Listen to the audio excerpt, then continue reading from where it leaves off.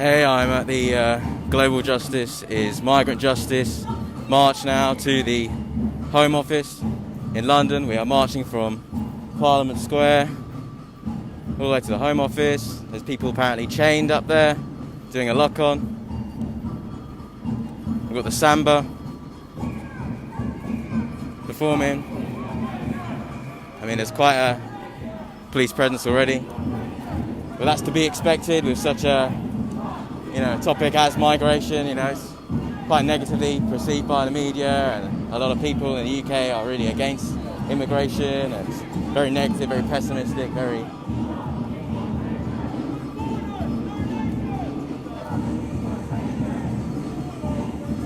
Okay, I'm gonna go and find Cameron, talk to him about global justice outreach.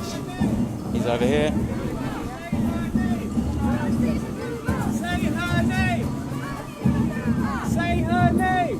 Hey Cameron, so tell me a little bit about Global Justice Outreach and what their rebellion's all about.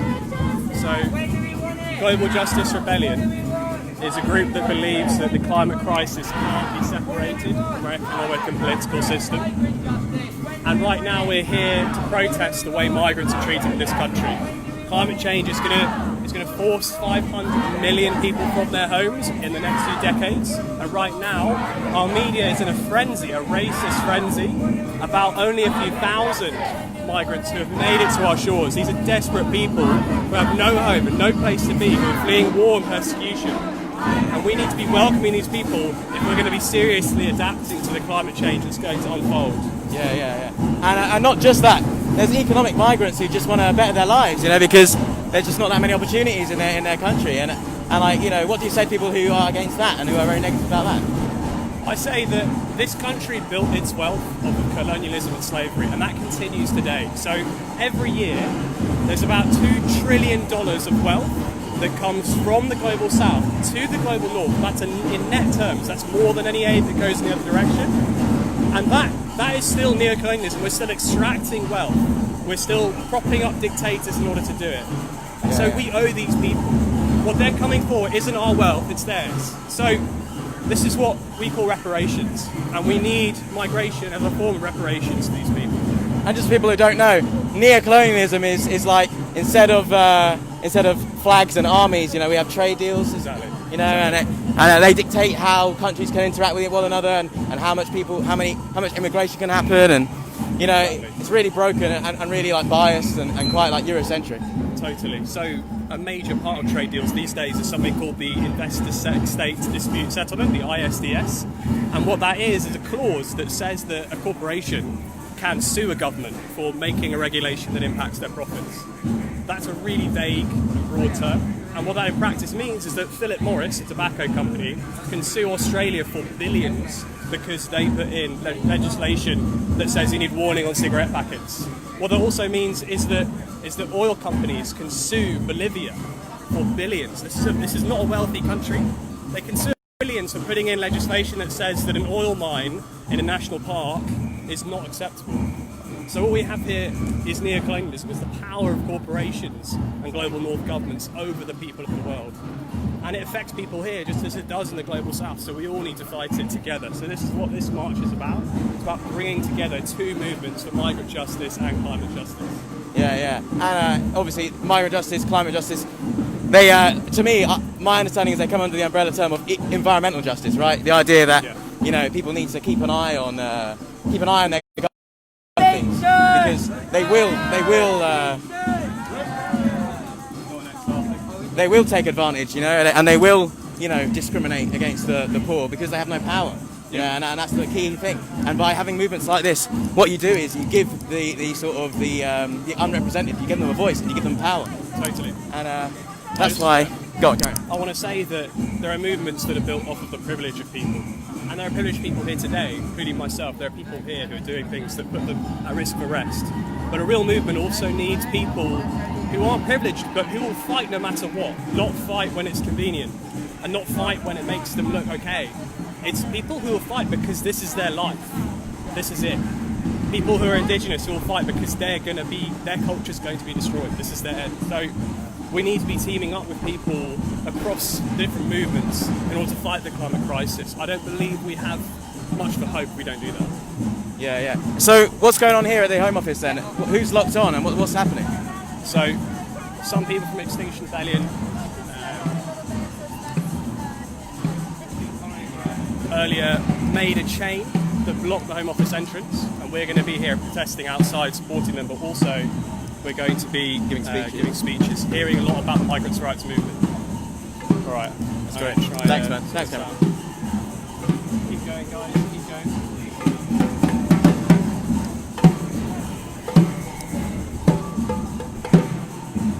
So yeah, we're at the Home Office now. So these guys in the black, they're the people blocking it. Oh wow, I had to look twice there. I thought they were the police. So yeah, there's people here locked on in high vises.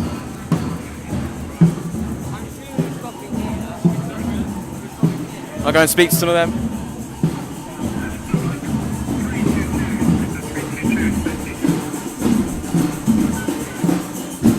You guys are on XR UK Live. Just give us a wave. Well done for what you're doing. Great lock on. That's Conviction.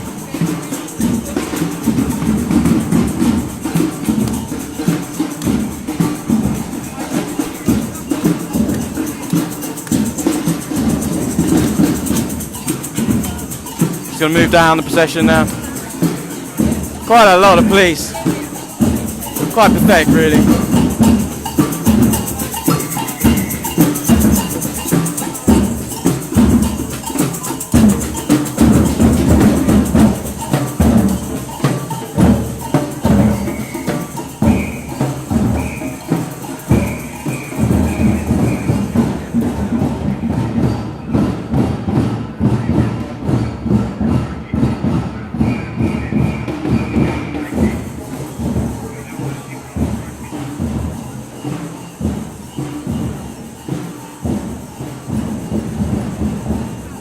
Go and talk to some of these people at the back here where it's a little bit quieter. Hey, you guys, any of you guys willing to talk to a live stream, XR live stream? Yeah? Hey, so why are you here today? I'm wearing the white bib. That means that I'm at all times trying to keep things calm. Cool. Brilliant, man, that's great. Hey man, why are you here today?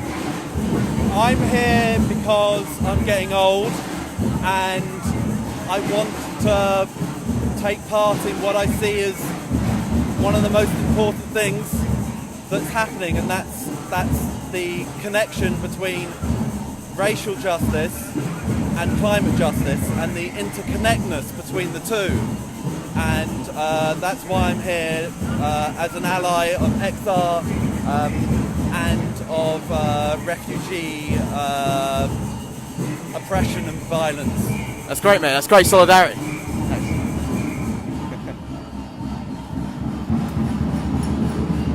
So yeah,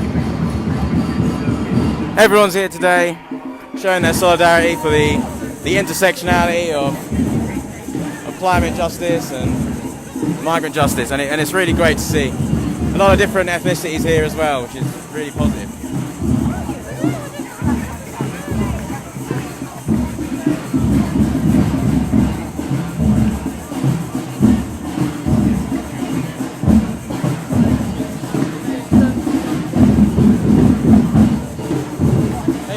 Part of the live stream?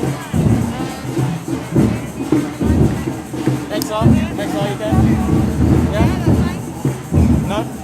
Oh yeah. So why are you here today? We're here today to protest about climate refugees. It's really important as Priti Patel and the government are really stirring up anti-immigrant policies in the hostile environment. What we're seeing is thousands of people putting their lives in danger to get here, and the government isn't giving them anything, and that's not alright. And with the kind of exponential crisis of the climate going on, we're only going to see more people being moved out of their homes and having to travel, and we need to say to stop that, but we also need to give these people a home and allow them to claim asylum. Totally agree, that's brilliant, that's great.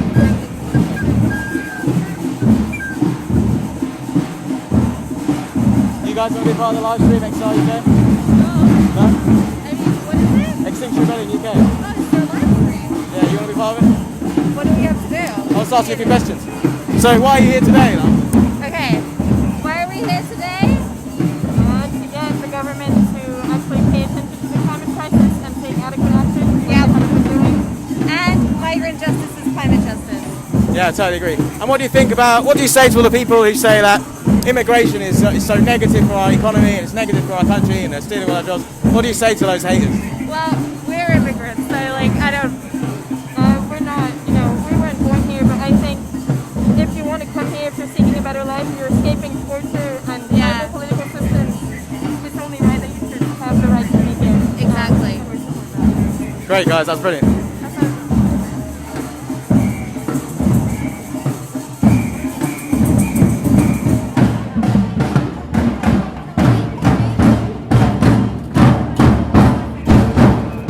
Got a nice empathy sign here. A lot of people showing empathy. Let's go talk to this guy.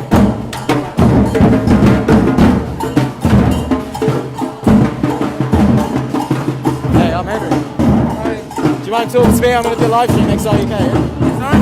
I've got your number in it. Do you remember me? Yeah, I was going to say I'm on the live stream. Do you want to talk to me? So I'm here with Monta. And what's your name, sir? Melanie. Melanie, I've heard of that. On the Faith Bridge. Are you? The Faith Bridge. Oh, cool. So I'm here with Melly and Monta on the Faith Bridge. So tell me a little bit about what you're doing here. Like, what's this about? What's it about? This one's the march on migrant justice, is climate justice, marching for those who are facing environmental, ecological destruction in their lives and are having to, because of our emissions, and are having to move and migrate. So we're standing for them. And we're here as part of the Faith Bridge. So we've got Christian Climate Action. I'm here as XR Muslims, and we've got Buddhists and Jews all together here talking about the need for empathy to drive our actions and to come from that place. Will you be locking on today or no? We're not locking on today. No, we're not. On XR Muslims, we're just trying to work towards the non-arrestable actions and then build up towards the more spicier actions. Yeah. Are you going to be giving a speech? Sorry? Are you going to be giving a speech later? Not today, no. Today, okay. Sorry, that's great. There's so many people who need to give speeches today. Platform, younger voices who don't normally get heard. Those need to be platformed and heard. Yeah, it's great. Thanks, man.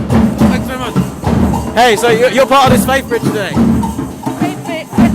We're here because the earth, we believe that the earth is a sacred resource and it's for all. Migrant justice is climate justice because this is an abundance for all of us, not just a few of us who exploit and then shut out everybody else.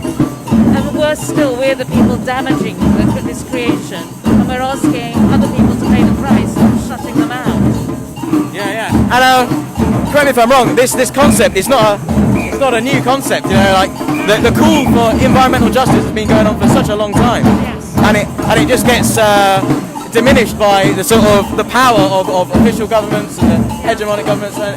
So how do you think this is different? How do you think we'll improve this time? Well, we are called to at least try. We have to do our very, very best. And we have to try and engage the moral conscience of those in power. And if we can't do that, we have to work to bring about a new system, a new kingdom that will kind of have love in its heart and be for everybody, not just for you. So I think that's why people like me are here. Because it matters. Because it matters to us, yeah. It matters. And as long as it matters to us, then we can change the world. Yes. That was great. Thanks so much. Change the world. And XR Islam and migrant justice and global justice rebellion, they're all coming from a place of love. So, yeah. That's brilliant. Thanks so much.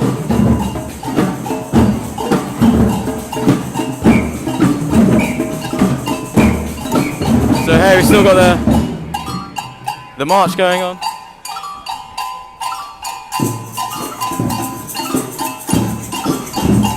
A nice bit of creativity here.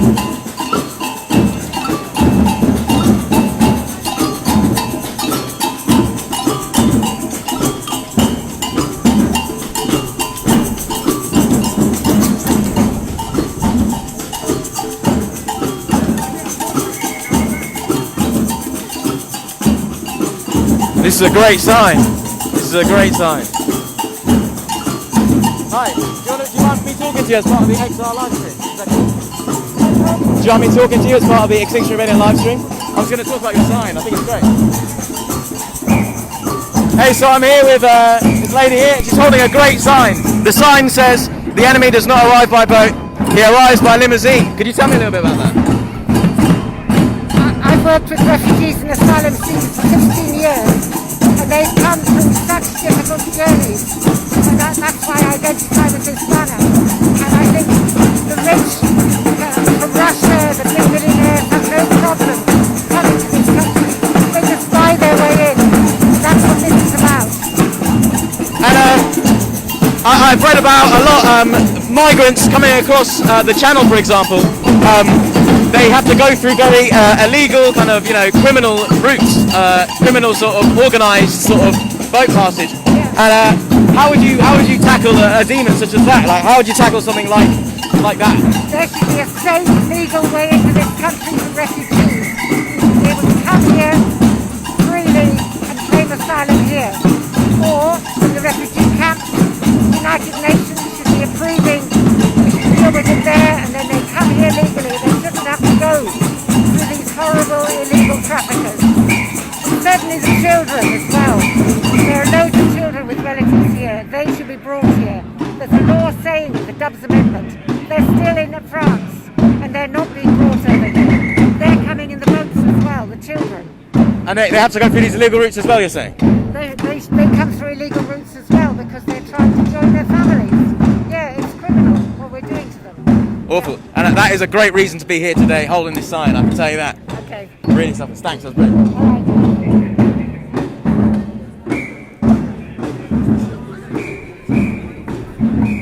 We've got the Hackney sign here. It says, "Racial, social, climate justice now." That's great. And the pineapple, of course. Give us a wave.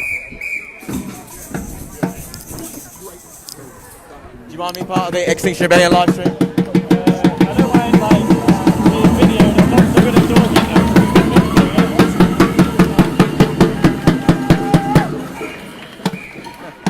That was great. So just waiting for speeches to start, really. Once the samba band is finished.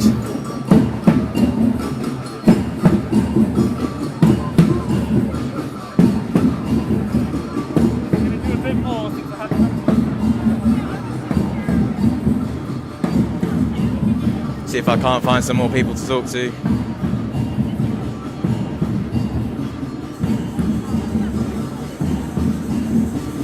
Hey, I'm doing the Extinction Rebellion live stream. Can I ask about your outfit? Is that cool? We can move with wings. It's about freedom. It's about freedom to move. Move from conditions that are difficult. Try and find conditions where you can thrive. Conditions with more opportunity. Yeah. Totally support that. That's great. That's really good. I'll just quickly record you a little bit if you can flap around a bit. That's great. Look at that. Brilliant. So much creativity here today. I've got to be honest. There's some sort of snakes and ladders on the floor here.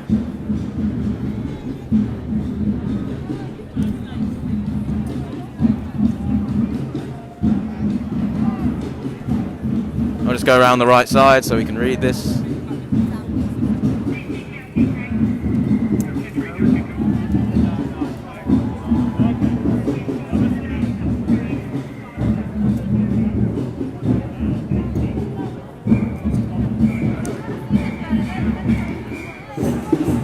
So yeah, I'm not quite sure what all this means. Let's go and see if I can ask someone.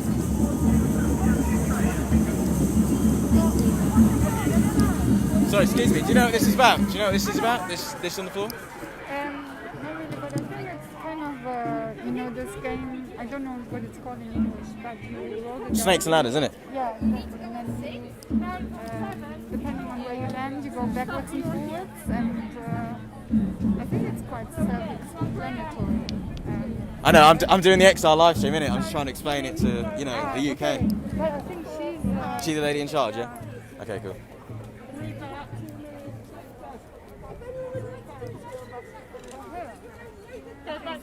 Oh, that lady there, yeah? Cool, cool, cool. I'll just go over here. Hi, are either of you guys in charge of this? No. Excuse me.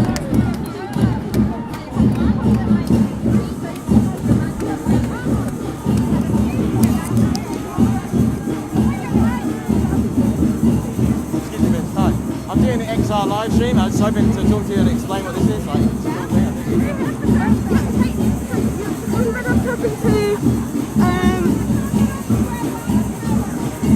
Okay, cool, thanks.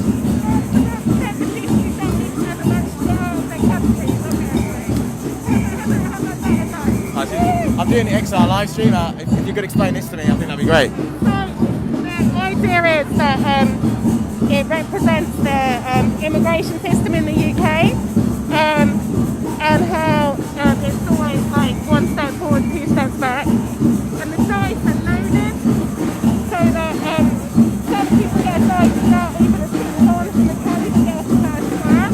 Yeah? To represent people who don't even get out of their country. And then some people have ordinary dice. And then that lady over there had the dice that represents the millionaire investors. And her dice had all sixes, so she got through the system really quickly. Alright, so at the end it's like a really good outcome kind of thing, and it's like... Well, it is for her, but not for everyone else. So for everyone else, you might end up going back to square one, even when you have gone like round the whole system. Oh, great. It's close to a representation of how the system actually works as we can manage. It's available as a PDF, which will be on the Extinction Rebellion Educators website and the Global Justice Rebellion Facebook page. So it's on the Extinction Rebellion Education page and the Global Justice Rebellion just website. Yeah. Cool. Great. Yeah. So if anyone wants any more explanations on that, it's on there. Thanks. Got a great sign here. Our pain unites us.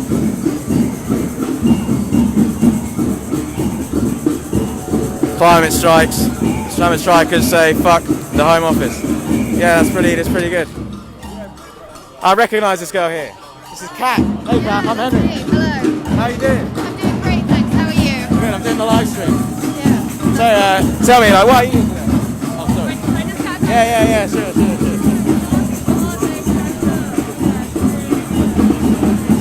Just got someone taking a photograph before I can do an interview.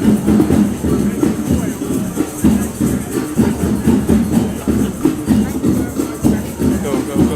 So, yeah, why are you here today? Pardon?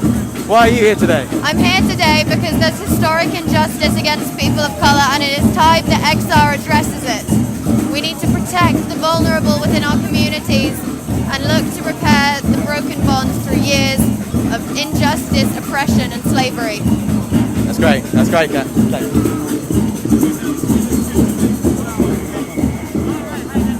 So yeah, all different ages, all different backgrounds, really great turnout. Very interactive march.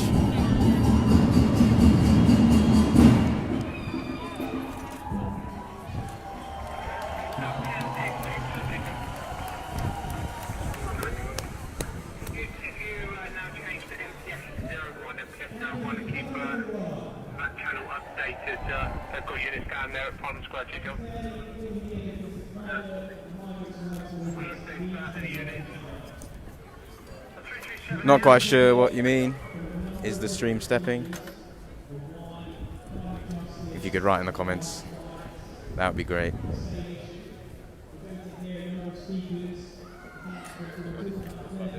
Sorry mate, I'm just trying to fix my stream, it's not working.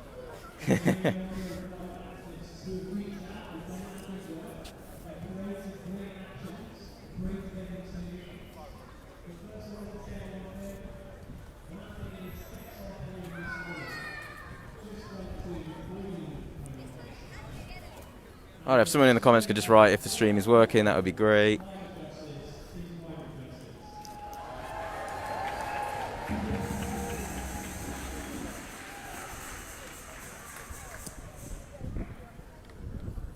going to go over to the speeches.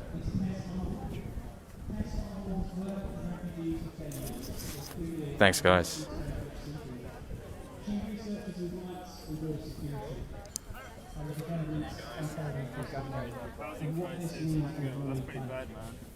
Here we go.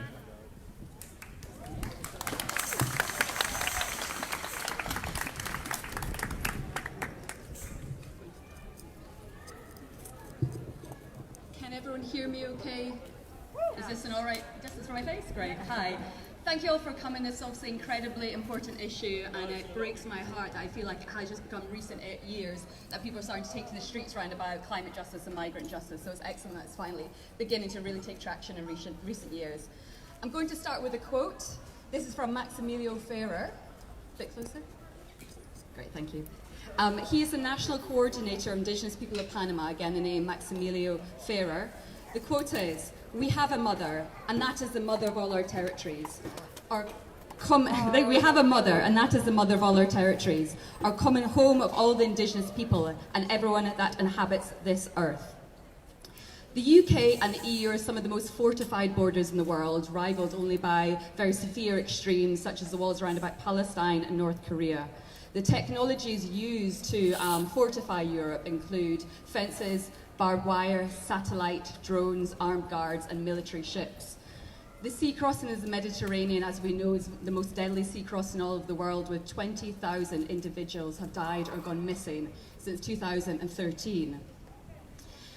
And this is obviously incredible from a continent that birthed the UN Convention on Refugees and calls itself morally superior compared to most of the barbarian and undeveloped countries in the world.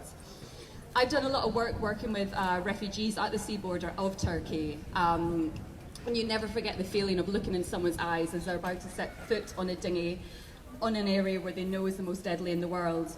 And you'll never forget someone's voice as they're sitting on a sinking ship with children at night time and people drowning around about them.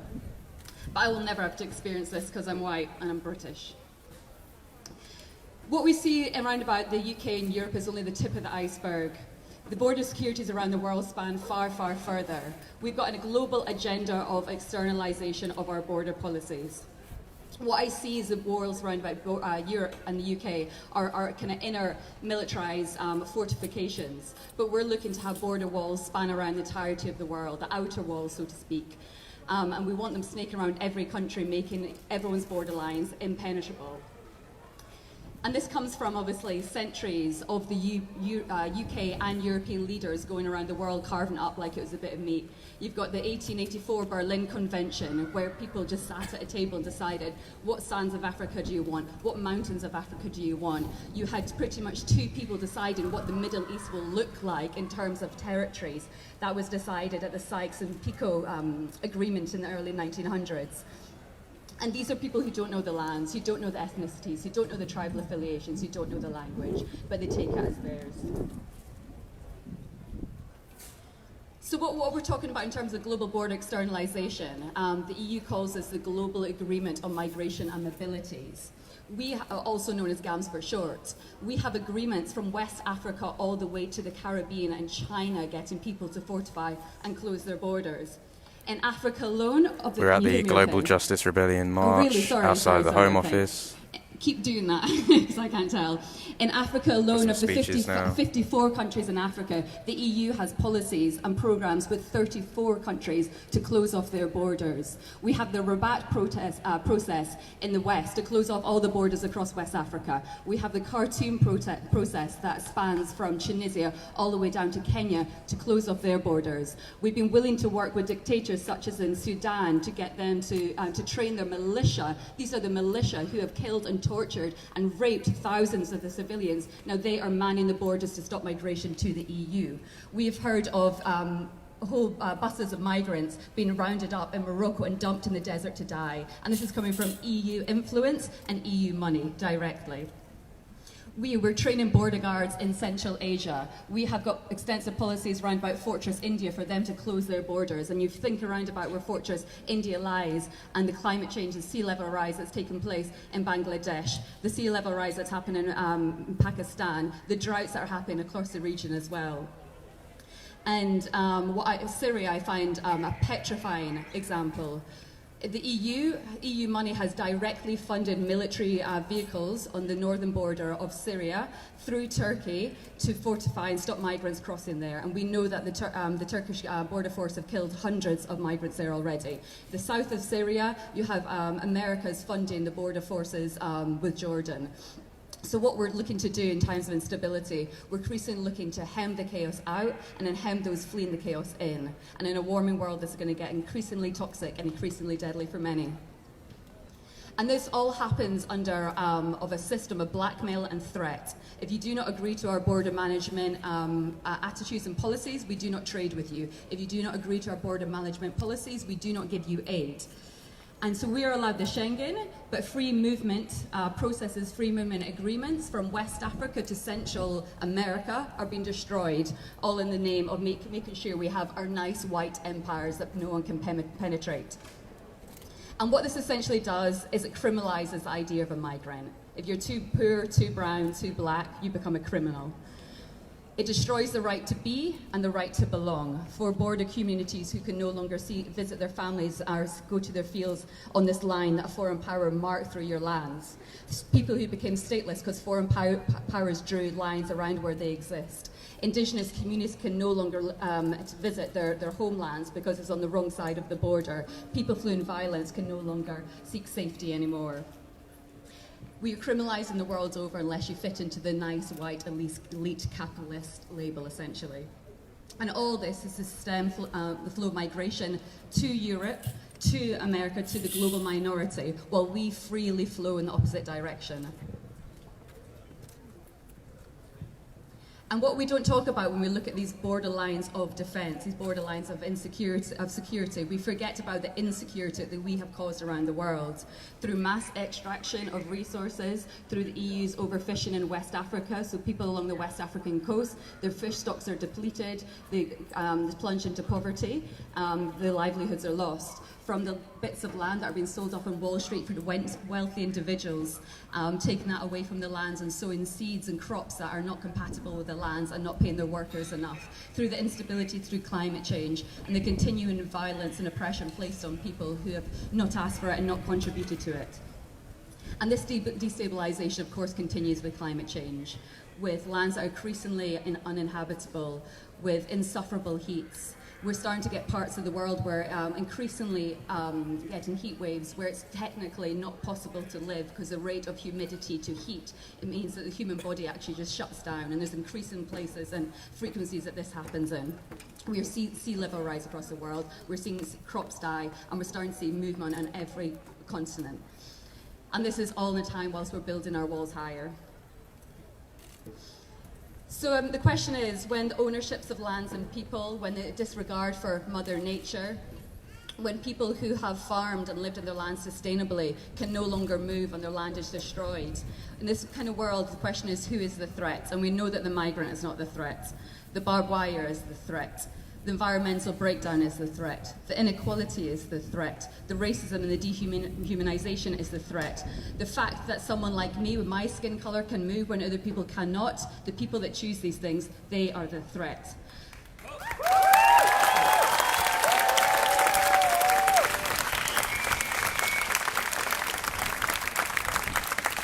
Border security is not a sanitised, bureaucratic matter of security like our British government likes to pretend it is. It props up a global imperialist system and a global class system, and this is the system that must be teared down for migrant and climate justice in a warming world. Thank you. That was the first speech. Thank you very outside much, of the Home Office. From Tess. Some really important words about how our borders don't just operate here in the UK or at our nation's borders, but also across the world. Thanks very much. I just wanted to do a quick shout out for the people who have done something pretty good today. They're standing outside the Home Office. They're having a bit of an outfit clash with the police. But these are people who have chained themselves to the railings in front of the Home Office in order to block the entrance. Thank you very much.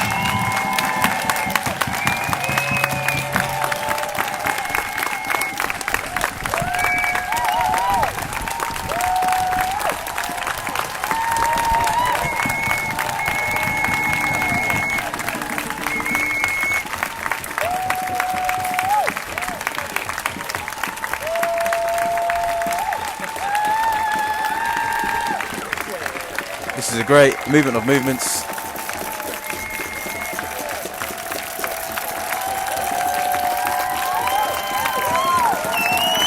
What a great applause.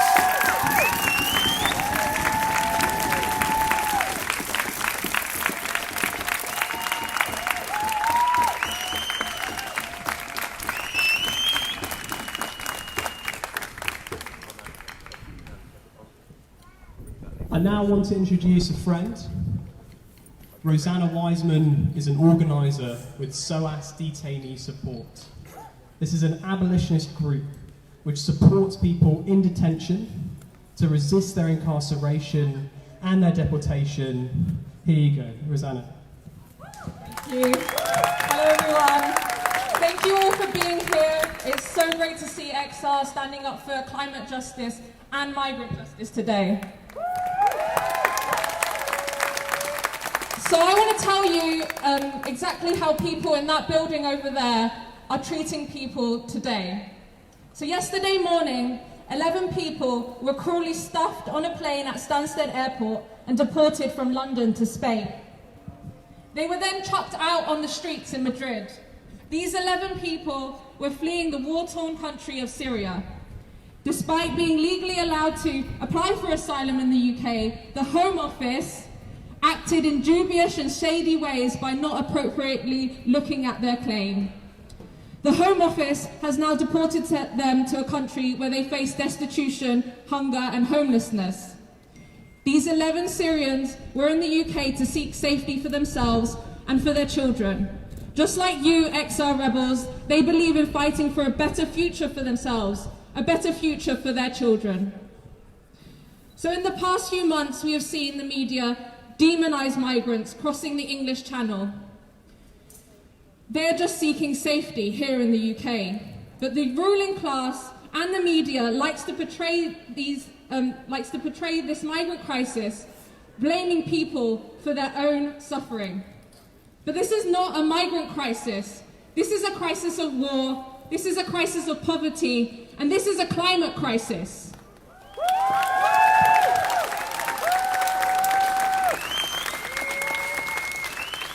A lot of people currently seeking safety in the UK are being brutally denied it. They are from countries that are in a state of war and environmental destruction. And as the Brexit deadline approaches in December, the Home Office plans on rushing the deportations of many more people. This is because Brexit will change the legal requirements of deporting people to Europe. And the majority of these people marked for deportation are from countries being ravaged by war and are already feeling the effects of the climate crisis. These are countries such as Iraq, Syria, Sudan and Yemen. And what we must understand is that the UK is implicit in these wars and crimes against humanity. The UK sells arms to Saudi Arabia, who are dropping bombs on Yemen. The UK is complicit in fueling the drive for more oil in Middle Eastern countries such as Iraq. And the UK has historically released vast amounts of CO2 and benefits from corporations extracting natural resources and destroying entire regions worldwide. The way the UK is treating migrants today is wrong, it's unjust, and it's cruel. Compared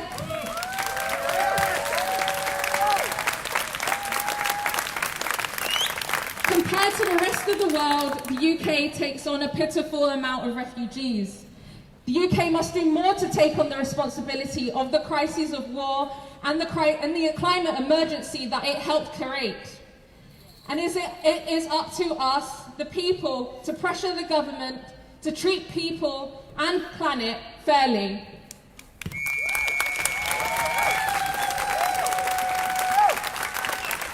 So when we call for climate justice and migrant justice, what does this mean? This means we want justice for those who are most affected by the climate crisis. Those who are the ones who have least contributed to this crisis. Those who are most likely to be forced out of their homes and who are being ravaged by the effects of this climate crisis. And this means we must demand freedom of movement for all. This means fighting for the freedom to move and the freedom to stay in a safe and suitable home. It means fighting to make sure that people's homes are no longer being destroyed by war or the climate crisis. And it means fighting to allow people to migrate to safe countries. In the coming months, people in that building right there plan to deport many more people. And if we believe in climate justice, if we believe in migrant justice, we must fight for the rights of those who have already made it to the UK. And right now, at the Immigration Detention Centre next to Gatwick, not so far from here, 30 people are on hunger strike, demanding for the deportation flights to be halted.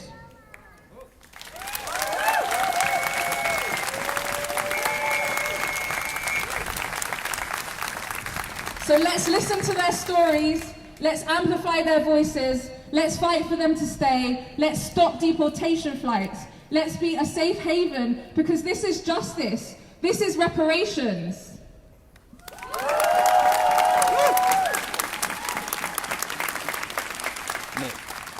From what we understand, the next deportation flight is on September the 17th.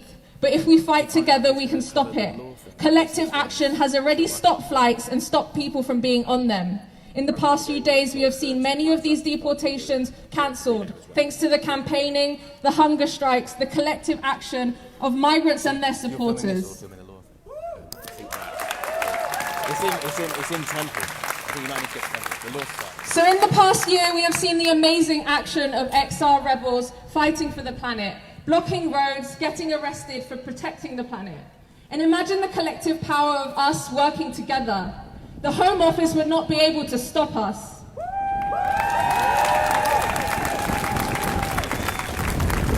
So get in contact with these migrant solidarity organisations that you have heard from today and you will hear from today. XR has the collective power to unite with others to really create change. In the next few years, as the climate crisis worsens and ravages more of the earth, we are going to see people in power, people like in there, trying to divide us. They will tell us to blame other people and not the system which brought us to this place. But we must unite and tackle the root of the problem in order to stop the climate crisis together. So let's dismantle the system which puts profit before people and planet. Let's dismantle the oppressive borders which create barriers between us. Together we can create a world where people and planet are placed at the centre of all our thoughts and all of our actions. So let's fight for climate justice. Let's fight for migrant justice.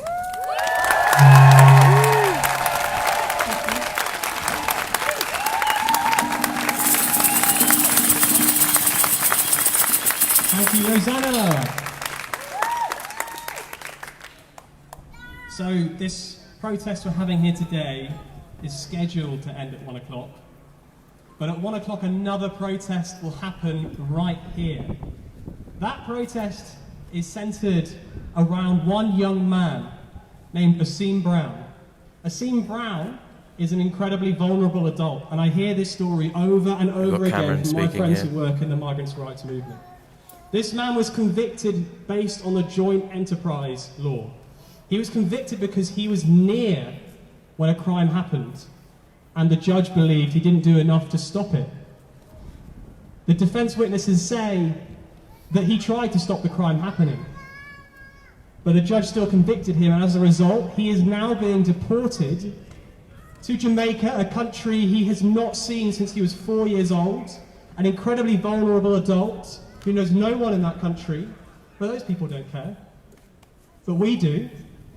So we're going to be staying on past 1 o'clock. I hope many of you can stay on and do that, to remain for that protest. We want to stop the deportation of Asim Brown.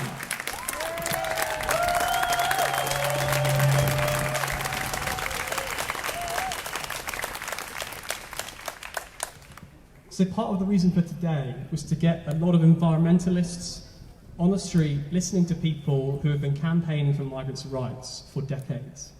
And I'm about to introduce one of those people.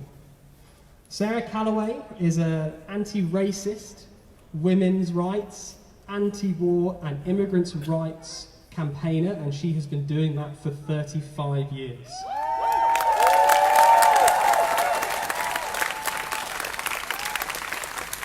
She's a member of Women of Colour Global Women's Strike, which campaigns for a care income for everyone, of every gender, caring for people, the urban and rural environment, and organising for justice. Sarah Calloway. Sarah Calloway doing a speech. And I'm so thrilled at the turnout and what the groups have done to pull this together, because this is absolutely urgent, what we're doing here today. And it's long overdue, but it's not too late. And, you know, it's great stuff. I wanted to start, I hope it's okay to just give an apology. My colleague Crystal Amos was going to be here, but she's unable to be. But I just wanted to highlight, there's a handbook that some of you know. The groups at our center, they got together about 10,000 copies, which they've been sending into detention centers to Calais. They're free to anybody who's fighting a case. So if there's anyone here who needs a copy, I have a few with me. And I wanted to also thank the organizers for calling for support for the young brother who's been done under the joint enterprise laws, which are racist and which disproportionately target people of color. I wanted to talk today about the care income and why it's important for the climate justice in every movement. I think probably everyone knows that if we're serious about stopping the climate crisis, we have to tackle racism in all its forms, including the devaluing of immigrants' lives and asylum seekers' lives and Black lives generally. Nothing is beyond politics. Everything we do is or should be political.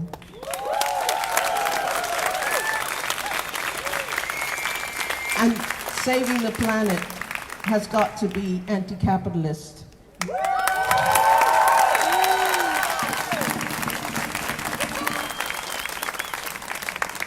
They intend to loot and pollute the planet, and we intend to stop them. Our lives depend on it.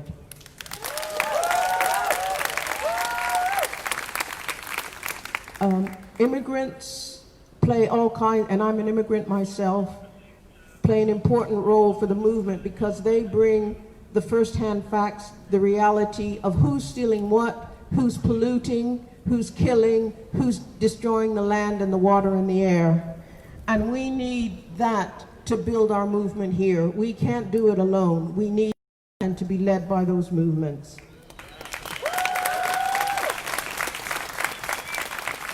Some of the most important and life-saving campaigns are happening in Africa, but they're invisible here.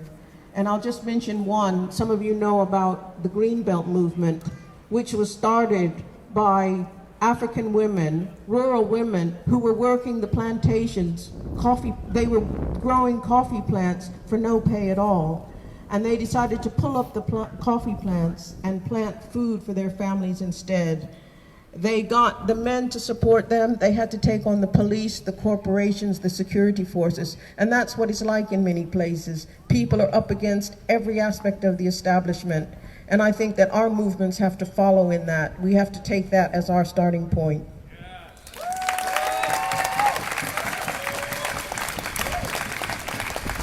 And too often the work that mothers and grassroots women do is left out of the research and left out of the stories told, but we're going to change that too.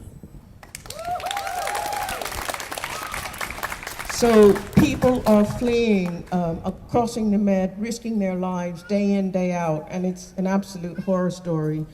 People are moving because it's impossible to survive. It's impossible to produce food, to find water. The exploitation levels are through the roof. And those people are our people. They are us. And they're doing exactly what we would do if we were in that situation.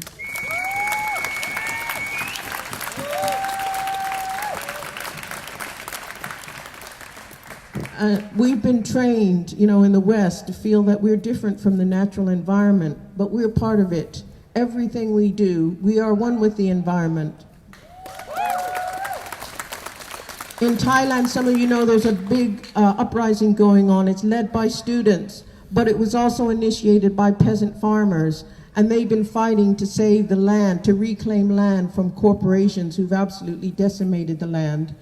And in Thailand, they say, we do as much for the soil as we do for our families. And I think that's a great way to go in the movement. That's how we have to think of it.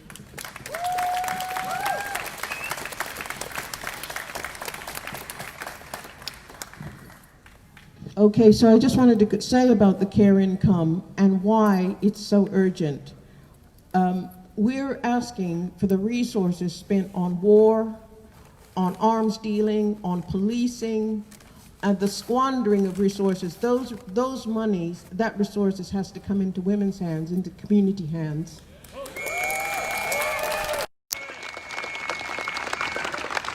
We need it to protect the elderly, including in this country, where this government sent people who had COVID into the care homes so older people died.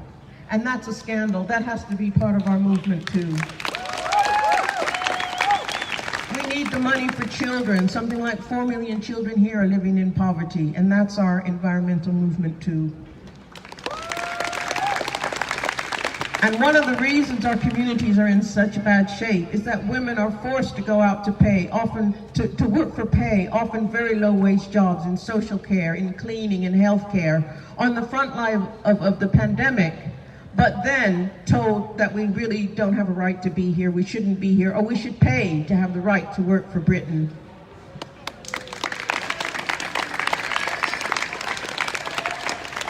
And those are disproportionately immigrant women and women of color. Okay.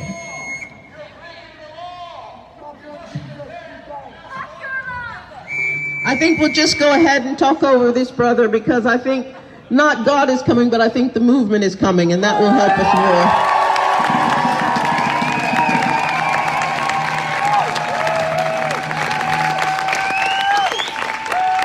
So I just wanted to say that basically what we're in a world where the arms dealers have been put in charge.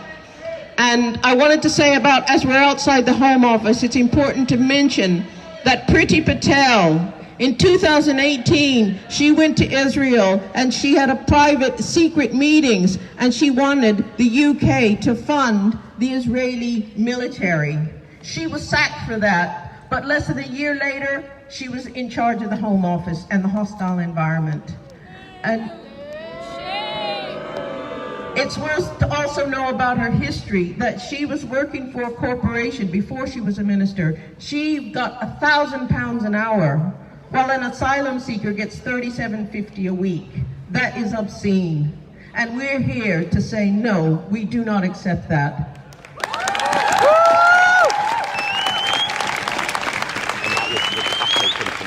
I'm sorry to say that we cannot, but in our fight, you know, there's sometimes a call for women and black women to go into high places, but that will not help us.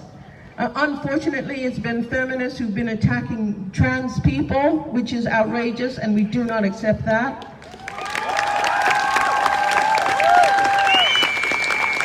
And they've attacked sex workers and undermined sex workers, and sex workers are part of our movement too.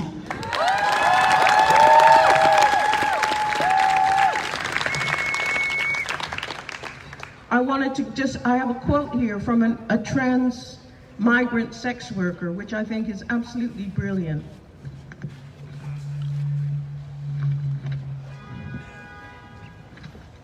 She has to travel to work, and she says, we move country to escape violence, to get identification documents, to have access to procedures. But many of the things that we need are the same things that other working class people need. Better housing, health care, money to live on, decriminalizing sex work, ending the war on drugs, justice for the violence we suffer. There are many things.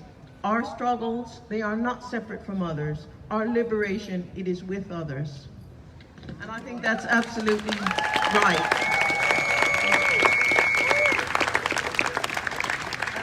I just wanted to finish with two quick points. One is that the hostile environment, some of you know there was a campaign called Voluntary Returns, and some women's organizations, some church groups were taking money from the Home Office to run so-called voluntary returns.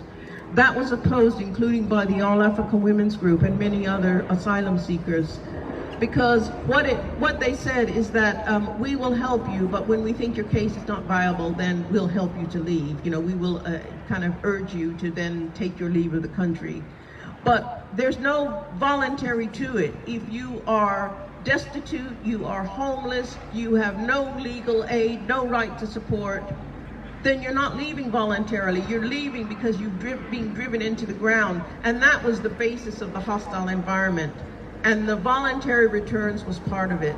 So we're calling on the movement not to be part of those home office initiatives, because it undermines everything that we're trying to do. And I think we have to be really aware of that.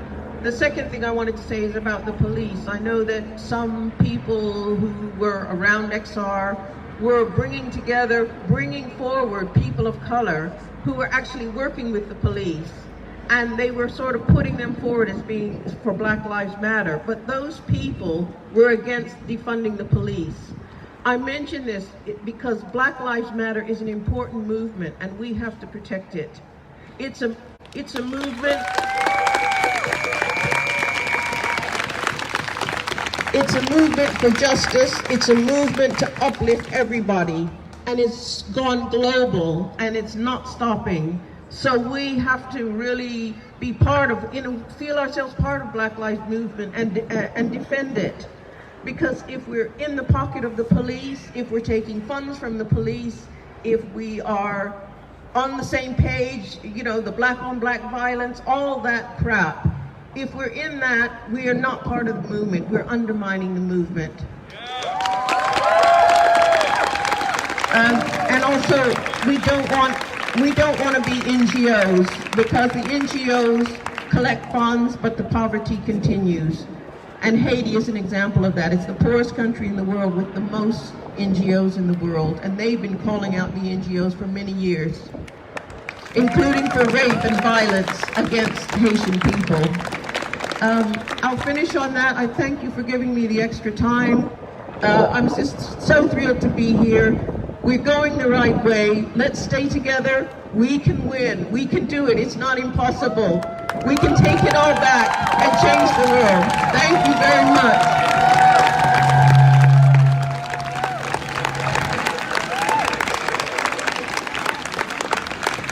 Thank you so much, Sarah Calloway.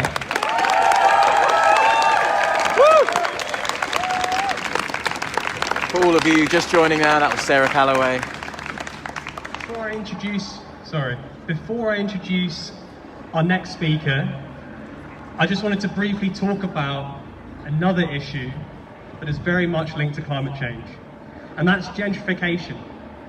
And it's not immediately obvious that it is, but if you think about the fact that we don't build enough homes for everyone in this country, let alone building enough to replace the ones that are going to be lost across the world to rising seas, to burning forests, to natural disasters, to desertification, and all the horrors that are going to come with climate change. Who do you think is going to be forced to live in the homes in floodplains? When the house prices go down, when the house prices go up for homes that are safe, who do you think is going to go and live there? Climate gentrification means that poorer people of the world are going to be forced to be living in floodplains and right in the path of climate disaster. So this is another issue that as climate activists we need to be working on. And I bring that up because our next speaker is another friend of mine, Hiba Ahmad. And Hiba has been organising with the radical youth collective Our Future Now. But Hiba has also been Noor being a supermarket in Brixton, and they succeeded. Noor is no longer being redeveloped. The Hondo Corporation, which seek to buy up parts of Brixton and totally gentrify it, turn it into office blocks, luxury apartments, they didn't touch Noor. So I just wanted to thank Hiba for her work there, and I wanted to give her the time to speak today. So here we go, Hiba.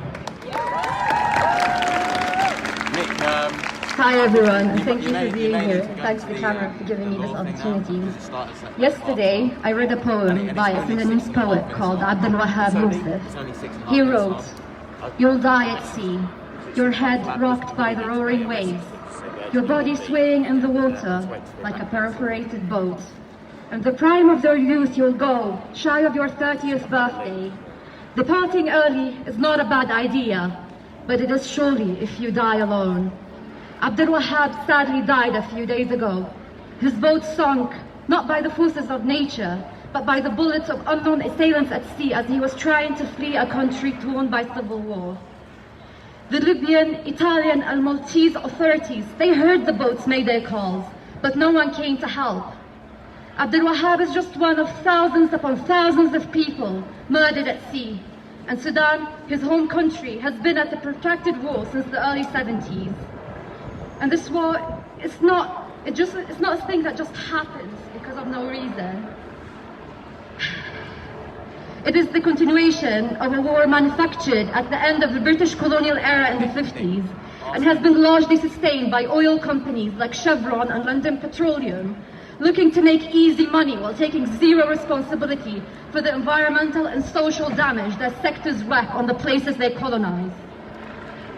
Abdul Wahab's fate is shared by many migrants all over the world who are displaced for the profits of multinational companies. And they come from places like Iraq and Congo and Honduras. And all over the world, violent and despotic regimes are upheld by countries like the UK and the US in the name of national interest. But we know that this national interest is just another word for the shares of whatever profits these profit holders fund the current leaders of whatever regime is at the hand of the US and UK. And these profiteers, in their endless search for loot, manufacture migrant crises in which people are pressured to leave their homes and loved ones to be able to live dignified and safe lives.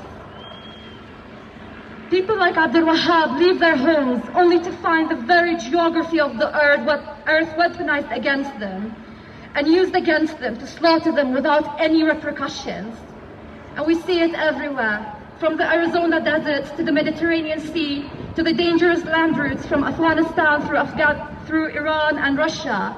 Migrants whose homes have been turned to war zones are beaten, humiliated, robbed, degraded, abused, raped and killed for wanting to find peace, or for wanting a piece of the wealth their home countries have suffered to sustain in the West.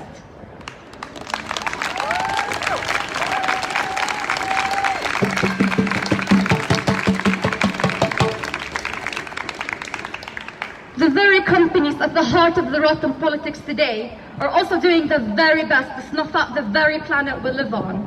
From greenhouse gas emissions to pollutions pumped out in water, poisoning the earth we walk on and eat from. They are manufacturing more forceful migrations in the future to fill their wallets today.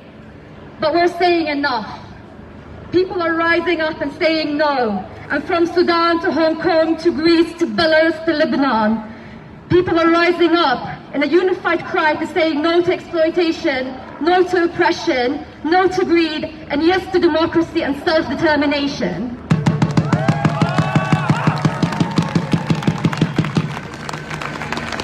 And the borders created by these fucking vampires that keep us separate and unequal, they are crumbling. And no Home Office in the world is going to stop the tide of people rising up for bread, dignity and justice.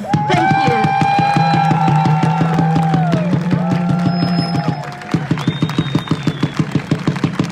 Thank you, Hiba.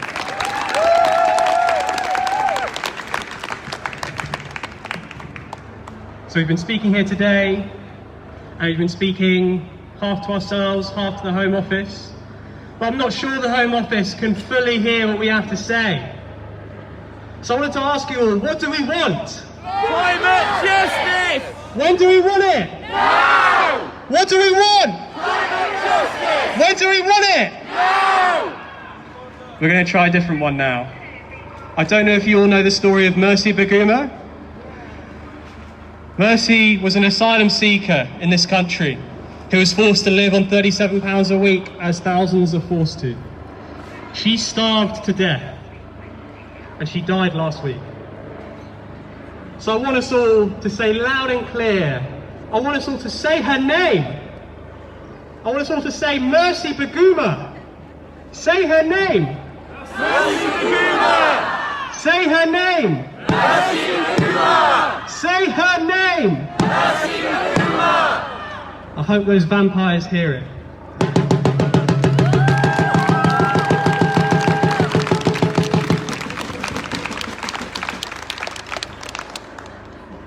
So I'm going to talk for a bit, and after I've spoken, we're hopefully going to get the drums back, and we're going to have a little break for our second round of speakers.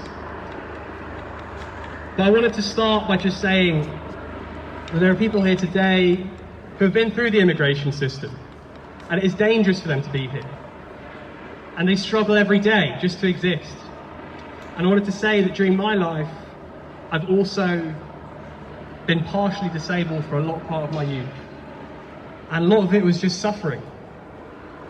But the thing about suffering is you feel weak, but actually you're the strongest of all. And I wanted to talk to the people in this audience who are going through the immigration system, who are being targeted by the Home Office. You're the strongest of all of us. And thank you.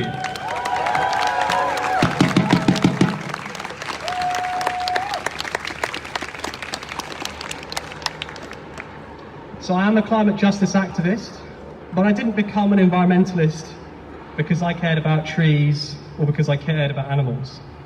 I joined because I cared about people. I joined because over the last few years I came across news article after news article about climate change. These articles talked about societal collapse, ecosystem collapse, economic collapse. Even I could see from the corner of my eye that climate change was an existential crisis. But here are some other stories that I've come across. A friend of mine works with trafficked women, and they routinely tell her that their time in immigration detention was the worst of all that happened to them. Climate change will force 500 million people from their homes by 2050. 47 countries are at risk of civil conflict, just as Syria has been, within the next few decades because of climate breakdown. And just to show you what this means, late in 2016, two Iraqi brothers shared a tent in a migrant camp in Calais. They were being filmed for a documentary, but by accident their mics were left on them as they went to sleep one night. They'd been trying to cross the channel for months and they had lived in nothing but tents in all that time. They had nothing to go back to. The elder brother hugs his younger brother, and the mics pick up the fact the younger brother is crying. He is sobbing. The older brother hugs him and says, "What do you want? I would part the ocean for you. I would move mountains for you. You are my brother." Why are borders like this? But the truth is, borders aren't like this for everyone. Whilst trillions of dollars in investments and over $100 billion in arms freely flow across borders every year, the people these investments exploit and the entire societies these arms destroy can't. Borders exist because they make the rich richer and the poor poorer, or they would not exist at all.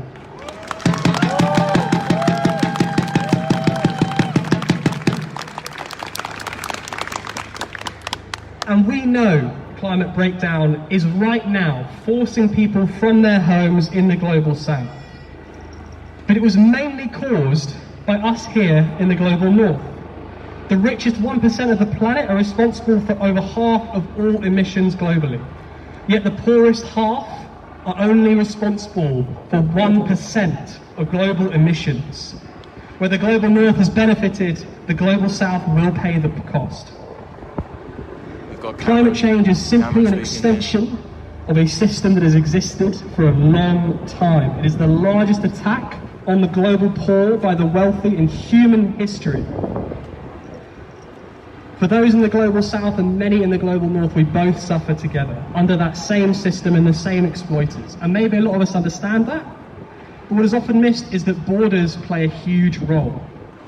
Your nationality determines half your income. Borders prevent people from equalising that playing field. The wealth of the world is extracted and stored in Western nations. Borders stop countries from taking back what's rightfully theirs.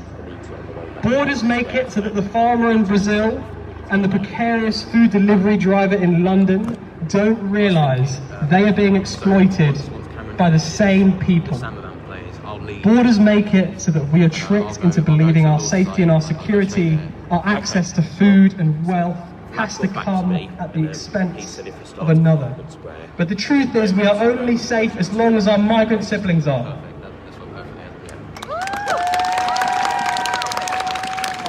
I love it when a plan comes together. And you're too young for the 18. So I just wanted to end on this. For the what? 18? These two fights, global north and global south, for security and for dignity, they will always be the same fight. If dividing us is a weakness, then uniting us is strength. Remaking the world means challenging those who want to keep it this way. And that's why we sit here outside the Home Office. And that's why we call out the corporations that drive climate change and pillage the global south. Remaking the world also means unity. And that's why we're bringing together two movements today that have to work together.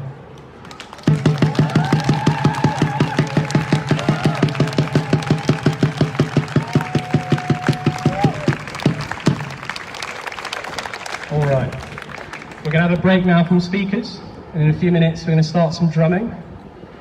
Maybe we have to wait for the drummers to finish their food. All right.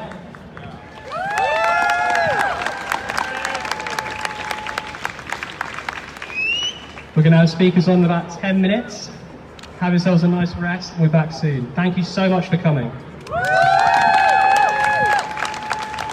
Climate justice is migrant justice! Climate justice is migrant justice! Climate justice is migrant justice! Climate justice! Climate justice is migrant justice!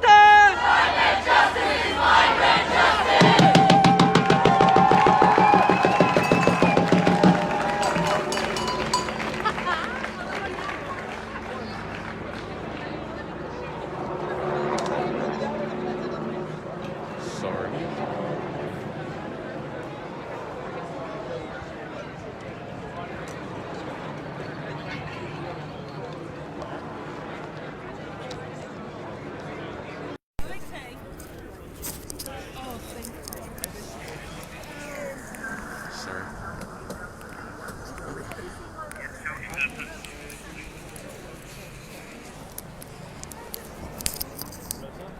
So yeah, that was the Global Justice is Climate, Global Justice is Migrant Justice event. Some of the speakers there. I'm going to sign off now and return to you with the Law Society event in about half an hour. Thanks.